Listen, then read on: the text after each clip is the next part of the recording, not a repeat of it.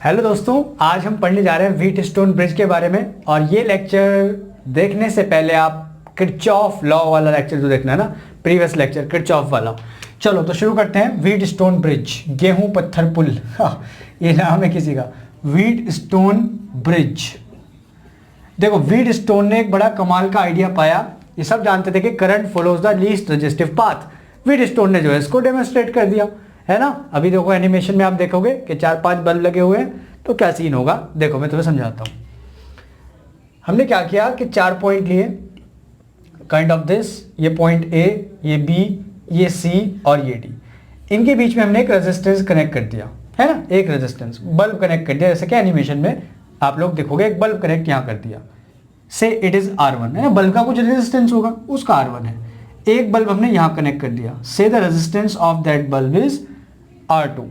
एक यहां पर कनेक्ट किया R3, और एक यहां पर हमने कनेक्ट किया, दैट इज R4। और बीच में एक हमने और बल्ब कनेक्ट कर दिया। You can also use a galvanometer, है ना। वो करंट का डिफ्लेक्शन दिखाएगा। गैल्वेनोमीटर बहुत छोटी से छोटी करंट को भी सेंस कर सकता है। तो देखो कि छोटी मोटी करंट तो नहीं आ रही, कहीं एमीटर लगाओ और बड़ी करंट आ रही हो तो, छोटी करंट आ रही तो एमीटर तो पढ़ नहीं पाएगा ना। तो बड़ी करंट मतलब छोटी करंट भी ना आए, उसको चेक करने के लिए आपने लगाया गैल्वेनोमीटर।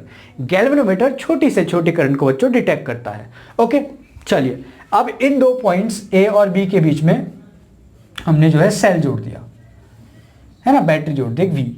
आप ये सेल सी और डी के बीच में जोड़ सकते हो, गैल्वेनोमीटर इन दोनों के बीच में कनेक्ट कर दो, है ना। गैल्वेनोमीटर ए और बी के बीच में कनेक्ट कर दो, सेल सी और डी के बीच में जोड़ दो, उससे कोई फर्क नहीं पड़ने वाला। ठीक है, तो जैसे एनिमेशन में आप देखोगे यहां बल्ब, सब ये बल्ब जुड़े हुए हैं, रेजिस्टेंस माने बल्ब। से it is R5। Okay, now what. अब बल्ब में देखोगे कि यार अगर हम कुछ ये बल्ब का रेजिस्टेंस कुछ फिक्स रखें, कुछ इस तरह से रखें कि R1 और R3 का रेशियो, R1 और R3 का रेशियो R2 और R4 के रेशियो के बराबर रहे। मतलब जितना रेशियो यहां R1/R3 उतना ही R2/R4 रहे, या कह लो कि R1/R2 R3/R4 के बराबर रहे। तब हम देखेंगे कि ये जो पॉइंट C है और ये जो पॉइंट D है, ये दोनों सेम पोटेंशियल पर आ जाते हैं, है ना। तो जब ये सेम पोटेंशियल पर आ गए यार, तो क्या होगा, इस CD नाम की ब्रांच में कोई करंट फ्लो नहीं होगा। हमने पढ़ा है कि करंट फ्लो ही क्यों होता है, तो answer is quite simple, current flow due to the potential difference. And when there is no potential difference between the point C and D, then no current will flow. Simple सी बात है। तो ये आप जादू देखोगे कि ये वाला बल्ब जल गया, ये जल गया, ये जल गया, ये जल गया, बीच वाला नहीं जला, उसमें करंट ही नहीं गया। क्यों? आंसर इज सिंपल, इन दोनों का रेशियो सेम होना चाहिए, है ना। उससे क्या हुआ कि potential difference, potential at C is equal to potential at D। और यार जब दोनों में पोटेंशियल डिफरेंस ही नहीं है C और D में, then current will not flow because current always flow from high potential to low potential। तो ये हमने सीन देखा, बहुत ही बढ़िया एक्सपेरिमेंट है। इसके बेस पर एक एप्लीकेशन भी है। तो देखो यहां से सपोज यहां से I करंट चला, यहां इसको दो रास्ते मिले, I1 और I2, है ना। लेकिन ये I1 यहां C पॉइंट पर जाकर दो भागों में बढ़ जाना चाहिए था, दो पार्ट्स में बढ़ जाना चाहिए था, लेकिन ऐसा नहीं हुआ ड्यू टू सम रेशियोज, है ना। वो मैंने बात करी भी कि रेशियो फिक्स रखने की वजह से वो ऐसा नहीं हुआ। ये सारा का सारा जो करंट है ये कहां चला गया बच्चों, I1 में। यहां करंट गया ही नहीं, जीरो करंट। ठीक, ऐसा व्हीटस्टोन ने पाया। ऐसे ही I2 का, ये I2 करंट यहां से गया और सारा का सारा ये I2 यहां चला गया, यहां से कुछ नहीं आया, आया नहीं ऊपर से कुछ। ठीक, यहां से वापस I जाएगा, I is equal to I1 plus I2। Clear हुई बात। तो इस अरेंजमेंट को हम बोलते हैं बच्चों Wheatstone bridge. It is called Wheatstone bridge. ठीक है, अब ये सर्किट जरूर नहीं कैसे टेढ़ा मेढ़ा करके बनाओ, आप ये सर्किट सिंपली इस तरह से भी बना सकते हो, बात एक ही है, इस तरह से। ठीक है, तो ये कुछ नहीं, ये एक ही पॉइंट है, इस तरह से जोड़ दो, जाए ऐसे फैला के जोड़ दो। ठीक है, ये R1, ये R3, ये R2 और ये R4, और ये पॉइंट A और ये पॉइंट B, इन दोनों के बीच में आपने कर देनी है कनेक्ट एक सेल। तब भी ये सर्किट सेम है ना, इसमें कोई अंतर नहीं है। ठीक है, ध्यान से देखो कि ये वही है, R1 R3, बीच में कुछ, फिर R2 R4। ठीक है, तो बीच वाले रेजिस्टेंस में करंट नहीं जाता। ये है व्हीटस्टोन ब्रिज। क्लियर है ना, ये दोनों डायग्राम एक ही हैं, इसको आप क्लियर रखेंगे। चलिए तो अब देखते हैं कि ऐसा कब हो सकता है, क्या ऐसा हो सकता है कि बीच वाले में करंट ना जाए? तो हो तो सकता है, तो करंट फ्लो होता है high potential to low potential, और अगर पॉइंट सी और पॉइंट डी का पोटेंशियल सेम हो जाए तो करंट फ्लो नहीं होगा, है ना। चलिए तो चेक करते हैं कि ऐसा हो सकता है। तो लगाएंगे किरचॉफ रूल, लगाएंगे Kirchhoff rule in loop 1 clockwise चलेंगे। पोटेंशियल ड्रॉप गेन सब याद होना चाहिए, पिछला वाला लेक्चर बढ़िया से पढ़ना किरचॉफ वाला। तो ये देखो करंट यहां से आ रहा है, ये हो गया प्लस, ये हो गया माइनस, प्लस से minus potential drop is taken positive I1 R1। यहां तो करंट गया ही नहीं, 0 × R5 खत्म काम, टिंग टोंग। ये देखो इधर से करंट आ रहा है तो ये प्लस ये माइनस, और हम कहां जा रहे हैं? टिंग टिंग, माइनस से प्लस, माइनस से plus. We are climbing up and we are climbing up, so it is the potential gain which is taken as negative I2 into R3, I2 into R3, okay, is equal to 0। आ गए वापस ए पर, तो बताओ I1 R1 बराबर I2 R3। अच्छा जी, R1 upon R3 कितना हुआ? I2 upon I1, equation number 1। Clear है यहां तक?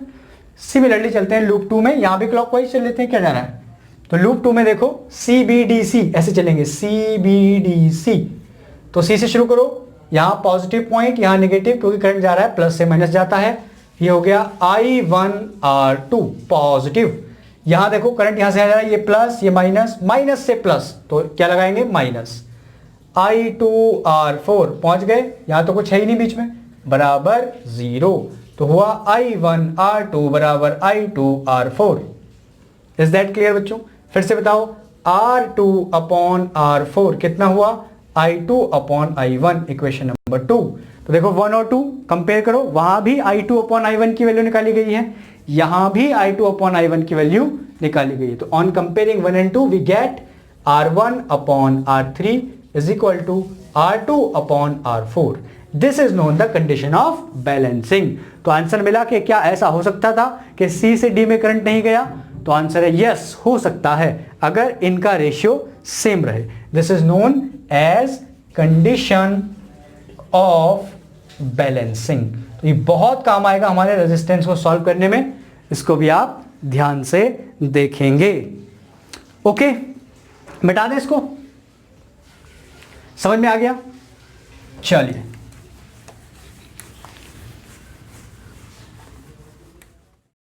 देखो बच्चों, यहाँ पर जो है जैसे मैंने बताया था कि 5 बल्ब जो है इस तरह से दिखाए गए हैं। तो आप इसको ध्यान से देखो, ये जो 4 बल्ब लगे हैं इनके रेजिस्टेंस का रेशियो यहाँ पर R1 R2 R3 जो लिखा हुआ है, इनका रेशियो सेम है, ठीक है।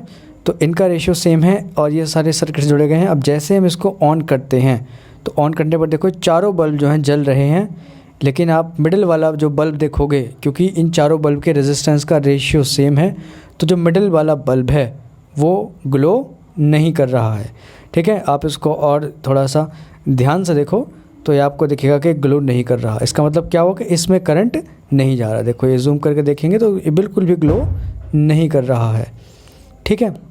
अब अगर हम इसकी पोजीशन को, बल्ब की पोजीशन को चेंज कर दें, देखो जैसे यहाँ पर बल्ब की पोजीशन को चेंज किया जा रहा है, तो एक की जगह दूसरा लगा दें तो अब बीच वाला जो बल्ब है वो ग्लो करने लगेगा। ऐसा क्यों? क्योंकि जो अब रेजिस्टेंस का रेशियो था वो जो है बिगड़ गया, है ना। तो अगर हमने पोजीशन चेंज कर दी तो जूम करके इसको देखो, अभी बीच वाला जो बल्ब है ये भी ग्लो करने लगा। ये ऐसा क्यों हुआ? क्योंकि अब जो रेजिस्टेंस का रेशियो था वो चेंज हो गया है, वो बिगड़ गया है। कॉम्बिनेशन ऑफ रेजिस्टर्स, वही सीरीज पैरेलल, जैसे कैपेसिटेंस पढ़ा था पिछले चैप्टर में, सीरीज पैरेलल में उनको कंबाइन कर सकते थे, उसी तरह से हम पढ़ने जा रहे हैं combination of resistor, series combination, parallel combination. तो सबसे पहले सीरीज कॉम्बिनेशन, तो फर्स्ट पॉइंट लिखेंगे सीरीज कॉम्बिनेशन। 2 3 4 5 जितना मन करे जोड़ दो सीरीज में, ठीक है। ये थोड़ा लंबा टॉपिक चलेगा क्योंकि हम नीट और IIT JEE के हिसाब से पढ़ाएंगे, तो थोड़ा लेंथी प्रोसेस चलेगा, इसमें सिमेट्री वगैरह भी पढ़ेंगे, है ना। चलिए, तो सीरीज कॉम्बिनेशन मैं बता दूंगा कि कौन सा नीट के लिए, कौन सा कहाँ तक बोर्ड तक के लिए। तो ये आज वाला बोर्ड तक के लिए है ना, ये बोर्ड में आएगा। सीरीज कॉम्बिनेशन, तो एक रेजिस्टेंस R1, एक R2, एक R3, कितने जोड़ लो यार, क्या जा रहा है अपने घर से, R1 R2 R3, एक सेल के थ्रू इनको जोड़ दिया, है ना। This is a cell of volt V, यहाँ से करंट आई और सीरीज में करंट सेम चलेगा ना। ये पाइप जुड़े हुए हैं, बोलो एक के बाद एक के बाद एक, तो यहाँ से 10 लीटर पानी गया तो यार 10 ही तो जाएगा सब में पानी, ठीक है ना। तो ये सीरीज में करंट अपना सेम रहेगा, लेकिन वोल्टेज डिफरेंस या पोटेंशियल डिफरेंस अलग रहेगा, है ना। क्योंकि देखो यहां पर पोटेंशियल ड्रॉप कितना हुआ R1 में, I into R, Ohm's law लगाओ, I R1, यहां कितना हुआ I R2, यहां कितना हुआ I इंटू R3, है ना। तो पोटेंशियल ड्रॉप अलग अलग हुआ। तुम्हारा यहां तक इनके बीच में हुआ V1 पोटेंशियल ड्रॉप, इसके थ्रू हुआ V2, और यहां कितना हुआ V3, वो पता है मैं I R1, I R2, I R3 सब अलग अलग हुआ। वोल्टेज एक स्केलर क्वांटिटी है, so you can easily get from here V is equal to V1 plus V2 plus V3, या किरचॉफ रूल लगा दो, है ना, किरचॉफ रूल लगा दो, क्या दिक्कत है। अच्छा जी, V कितना होता है बताओ, V बराबर I into R, Ohm's law. तो I तो बच्चों देखो सेम है, R, इन तीनों को मिला करके मान लो एक रेजिस्टेंस बन गया RS, resistance equivalent resistance in series. इन तीन बल्ब को मिलाकर मान लो एक बल्ब है जो एनर्जी खर्च कर रहा है, और उसका रेजिस्टेंस है RS। V1 बोलो I R1, I तो सेम है ना, I R2, I R3, ये 10th में ही पढ़ा था, I कैंसिल आउट, RS कितना हुआ R1 plus R2 plus R3। Unlike capacitors, capacitor series में इस तरह से नहीं जुड़े थे, 1/C is equal to 1/C1, वो कम हो गया था कैपेसिटेंस। ऑब्वियसली बात है, दोनों का काम भी उल्टा है। रेजिस्टेंस का काम है अपोज करना करंट को, चार्ज को, के फ्लो को, और कैपेसिटर का काम है चार्ज को स्टोर करना, इसीलिए आंसर में अंतर आया था। ठीक है, तो सीरीज में हमें पता है सिंपल रेजिस्टेंस आप जोड़ देते हो, उसमें हमने कोई ज्यादा महाभारत वाली बात नहीं है। अच्छा, number 2 parallel combination. Parallel combination, तो भाई पैरेलल कॉम्बिनेशन में क्या करेंगे, पैरेलल जोड़ देंगे। पैरेलल मतलब एक ही पॉइंट के बीच में जुड़े होते हैं सब चीजें। तो ये पॉइंट ए, ये पॉइंट बी, दो पॉइंट के बीच में, सॉरी, इसको जोड़ा हमने R1 को, इसको जोड़ा R2 को, और भाइयों बहनों इसको जोड़ा R3 को। फिर से देखो, आप सारे रजिस्टर दो पॉइंट के बीच में ही जुड़े हैं, है ना, R1, R2, R3, ध्यान से देखो, सब रजिस्टर दो ही पॉइंट्स के बीच में जुड़े हुए हैं, तो ये पैरेलल कॉम्बिनेशन हो गया। ठीक है, पैरेलल में देखो वोल्टेज सेम रहेगा, पोटेंशियल डिफरेंस सेम रहेगा। डेफिनेशन पे जाओ, what is the definition of potential difference? It is the work done in bringing a unit charge from one point two another irrespective of the path chosen, है ना, path पे depend नहीं करता, conservative force होता है। तो देखो R1 के लिए हमें कहां से कहां जाना, A से B, ऐसे जाना है, कोई दिक्कत नहीं। R2 के लिए कहां से कहां जाना है, A से B। R3 के लिए कहां से कहां जाना है, A से B। तो पोटेंशियल डिफरेंस क्या रहा, सेम रहा ना, कैसे भी जाओ जाना तो A से B है ना, बस। तो पोटेंशियल रहेगा V, सबका V। I करंट रास्ता मिला, तीन भाग मिले, तीन भागों में बट गया, I1, I2, I3, तीन पार्ट्स में बट गया। बताओ, ये अभी पढ़ा junction rule, sum of currents entering the junction, एक ही आ रही है I, is equal to sum of current leaving the junction, I1 plus I2 plus I3। Ohm's law, I is equal to V upon R, V same है इस बार, तो V upon RP, RP हो गया, इन तीनों को मिलाकर एक बन गया, उसको हमने बोल दिया RP। इसको बोलो V upon R1, V upon R2, V upon R3, V common लेके कैंसिल आउट, तो बताओ 1 अपॉन आर पे कितना बचा दोस्तों, 1 upon R1 plus 1 upon R2 plus 1 upon R3। मतलब पैरेलल कॉम्बिनेशन में इनके रेसिप्रोकल ऐड हो जाते हैं, कम हो जाता है रेजिस्टेंस। वो हमने पढ़ा था 10th में कि घरों के कनेक्शन पैरेलल में क्यों लगाए जाते हैं, भूल गए, 2 साल हो गए 10th को मिटाए। तो ये ध्यान रखोगे, सीरीज में आप सिंपली ऐड कर दोगे, और पैरेलल कॉम्बिनेशन में हम उनके करेंगे ऐड रेसिप्रोकल्स। तो आप कुछ प्यारे प्यारे सवाल देखते हैं, सुंदर सुंदर से सवाल देखते हैं, ठीक है, और हम नेट रेजिस्टेंस निकालने की कोशिश करते हैं। चलिए, तो पहला तो ये निकालेंगे, अब व्हीटस्टोन की कंडीशन आप ध्यान रखेंगे, उसी का इस्तेमाल करते हुए आज हम सीरीज पैरेलल ये कॉम्बिनेशन पढ़ेंगे। क्वेश्चन है बच्चों, find the equivalent resistance between A and B. हर बार ये क्वेश्चन यही रहेगा, find the equivalent resistance between A and B. 2R 2R 4R 4R, अच्छा, और ये है 8R, ए एंड बी बीच में फाइंड करना है बच्चों। ध्यान से सुनना, कि ध्यान से नहीं, ध्यान से सुनना। जब भी आपको कोई भी दो पॉइंट्स दिए हों कि इनके बीच में आप रेजिस्टेंस निकालो, तो सबसे पहला काम, connect a cell, imaginary cell between those two points. एक आप सेल कनेक्ट कर दो, सबसे पहला काम। तो किन के बीच में पूछा, CD के बीच में ना, AB के बीच में। तो ए बी के बीच में कनेक्ट कर दो एक सेल। अब जहां करंट सेम रहेगी, सीरीज है ना, सीरीज में करंट सेम रहती है, और जहां करंट डिवाइड हो जाएगी पैरेलल। बस ये छोटी सी बात ध्यान रखनी है। चलो शुरू करते हैं। और सबसे पहले चेक करना है ऐसे केसेस में कहीं ये व्हीटस्टोन ब्रिज तो नहीं बन रहा। ठीक है, तो चेक करते हैं। 2r/4r 1/2, 2r/4r 1/2। बीच वाले का कोई काम नहीं। क्यों काम नहीं? इसमें करंट ही नहीं जा रहा। सुनो, यहां से I करंट गया, I1 का I1 पूरा यहां निकल गया। ऐसे यहां से I2 करंट गया, I2 का I2 पूरा यहां निकल गया। अभी तो पढ़ा। तो इस बीच वाले में कोई करंट नहीं जा रहा, तो इसको जोड़ो मत जोड़ो, क्या फर्क पड़ता है, तो हटा दो इसको। क्लियर है? अब देखो, जहां करंट सेम वो सीरीज, जहां करंट डिवाइड वो पैरेलल। तो करंट सेम कहां है? I1 सेम है ना, एक ही तो तार है। देखो सीधा कर दो उसको, ये तो कनेक्शन खत्म, काम खत्म, यहां करंट जा ही नहीं रहा। तो 2R और 2R किस में हो गए? सीरीज में। 2R आर इन सीरीज, तो सीरीज का आप नेट निकाल लो, से इट इज R1। सीरीज में जोड़ देते हैं, 2R + 2R that becomes 4R, है ना। सिमिलरली देखो 4R और 4R, यहां भी करंट I2, यहां भी करंट I2, तो इसका मान लो नेट हो गया R2। तो कितना हुआ? सीरीज में जोड़ देते हैं, 4R + 4R that is 8R। अब ये सर्किट रिड्यूस होके कैसा बना? देखो, इन दोनों को मिलाकर के एक बन गया 4R का, तो ये मैंने लिखा 4R। ऐसे ही इन दोनों को मिलाकर के एक बन गया 8R, तो ये हो गया 8R। ये A और B। अब देखो ये किसमें जुड़े हुए हैं? करंट डिवाइड हो रहा है, यहां I1 है, यहां I2 है, तो करंट डिवाइड माने पैरेलल। तो this is the parallel combination and now we can find the 1/, parallel में क्या होता है यार पता है ना, रेसिप्रोकल जोड़ दो। 1/R net is equal to 1/4R + 1/8R। 1/R net LCM लो, 4/8R 2 + 1, तो R नेट आ गया, रेसिप्रोकल कर दो दोनों साइड, 8R/3 ओम।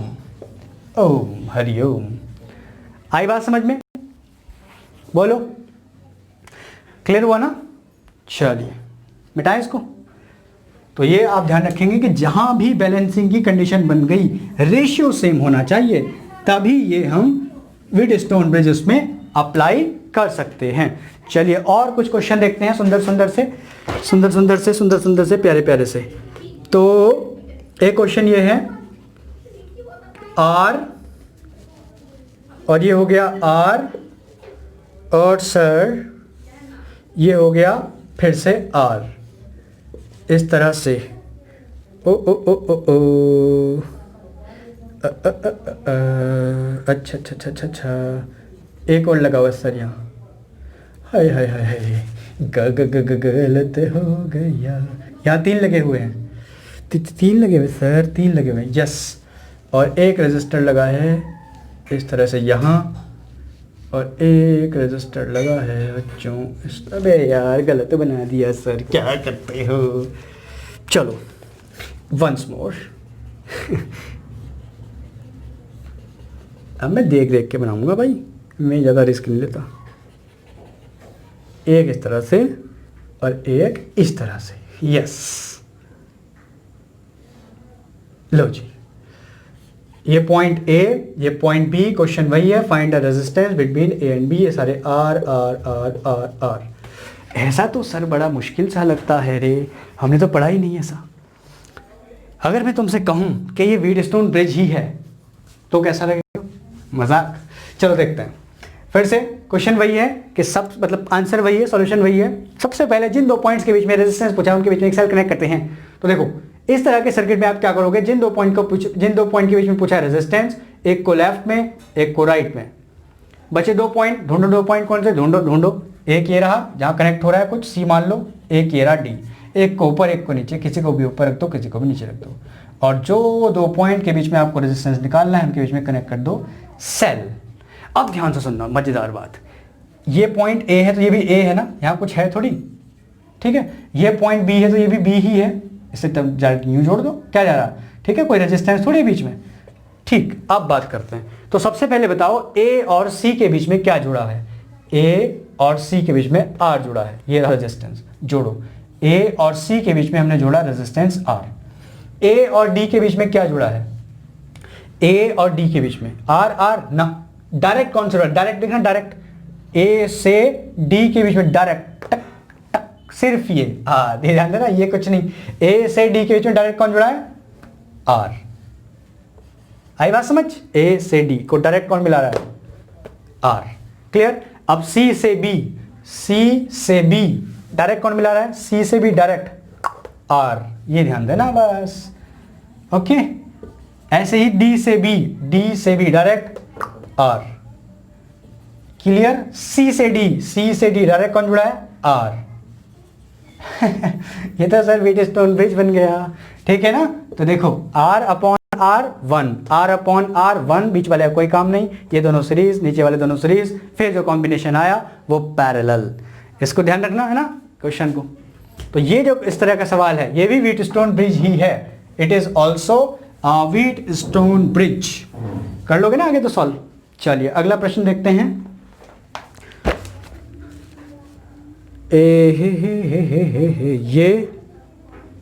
ये करके दिखाओ, ये करके दिखाओ। ये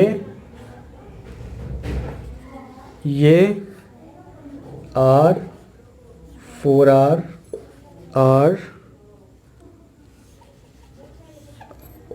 R सेल। अजीब सा लग रहा है सर ये तो कुछ। देखो कैसे करते हैं। अगेन R, ठीक। पॉइंट्स ये हैं A और ये रहा अपना B। इन दोनों पॉइंट्स के बीच में आपको निकालना है नेट रेजिस्टेंस, सॉरी कैपेसिटेंस नहीं। फिर से जिन दो पॉइंट के बीच में निकालना होता है उनमें सेल कनेक्ट करते हैं, पहले से कनेक्ट है, टेंशन नहीं लेते। पहले से ही सेल कनेक्ट है, ठीक है। अब इसको कैसे सॉल्व करें थोड़ा देखना ध्यान से। देखो ये A और B, बचे हुए दो पॉइंट को कुछ मान लो, इसको मान लो C और इसको मान लो D। ओके, अब सब क्लियर हो गया काम। फिर से वही, एक को इधर, एक को रखो इधर, एक को रखो ऊपर, एक को रखो नीचे। A और B के बीच में करो सेल कनेक्ट, जो कि है ऑलरेडी कनेक्ट, टेंशन ही नहीं है। अब देखो A और C के बीच में कितना रेजिस्टेंस है, ध्यान से ध्यान से। A और C के बीच में जुड़ा है R, तो जोड़ो R। A और C के बीच में जोड़ा R। फिर से A और D के बीच में कितना है, कहाँ है D? A और D के बीच में जुड़ा है R, जोड़ो R। A और D के बीच में जुड़ा R। क्लियर? C और B के बीच में कितना? C और B के बीच में भी जुड़ा है R, तो C और B के बीच में भी जुड़ा है R। D और B के बीच में कितना? D कहाँ रे? ये रहा। D और B के बीच में भी जुड़ा है R, D और B के बीच में भी जुड़ा है R। C और D के बीच में कितना? C और D के बीच में जुड़ा है 4R। अगेन व्हीटस्टोन ब्रिज बना क्या? R अपॉन R 1, बीच वाले का कोई काम। तो ये भी व्हीटस्टोन ब्रिज का ही सर्किट था, ठीक है। ऐसे आपको पहचानना है और ढूंढ ढूंढ के मारना है, ठीक है। अगला सवाल समझ में आ गया ना? सॉल्व कर लोगे। R सीरीज कॉम्बिनेशन पैरेलल, ठीक है। बड़े प्यारे प्यारे क्वेश्चन है, बड़े प्यारे प्यारे। नेक्स्ट देखो अगला। चलिए एक और सवाल, ये तो तुम पहचान जाओगे, ये तो तुम पहचान जाओगे रे सांभा, ये तो तुम पहचान जाओगे।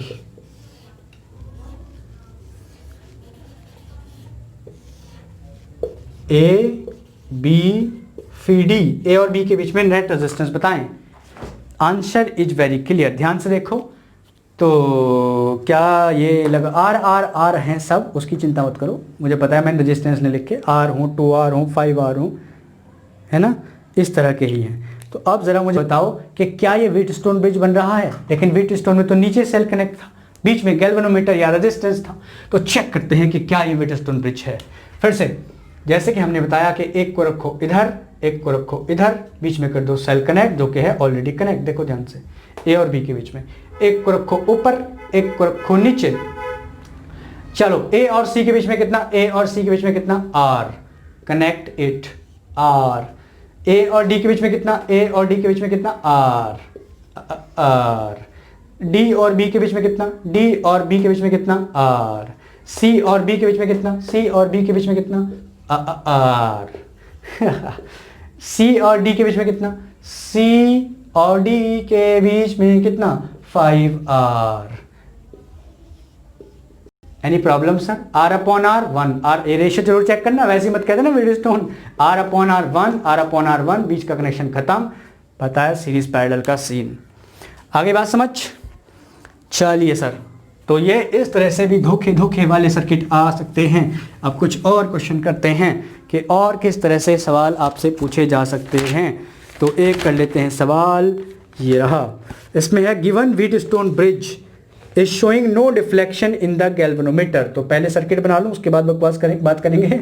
तो ये हो गया बी, ये हो गया डी, और ये है 100 ओम, ये है 200 ओम, ये है 100 ओम, ये है 40 ओम। ये पॉइंट नहीं दे रखा, क्या बी डी दे रखा है बस। और बी डी के बीच में कनेक्ट है गैल्वेनोमीटर, जो नहीं दिखा रहा कोई डिफ्लेक्शन। इसको मान लो सी, इसको मान लो ए, और यहाँ पर थोड़ी सी नोटंकी कर रखी है, लगा रखा एक रेजिस्टेंस ऐसे पैरेलल में आर।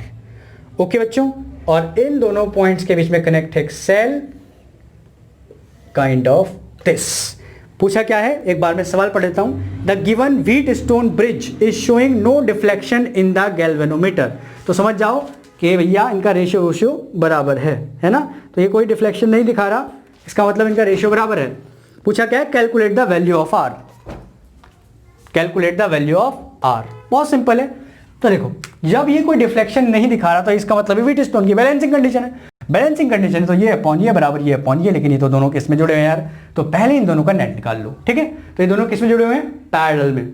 तो 1 अपॉन आर डैश कह दो इसको, कितना हुआ 1 अपॉन 100 प्लस 1 अपॉन आर। तो 1 अपॉन आर डैश कितना हो गया 100 आर प्लस 100।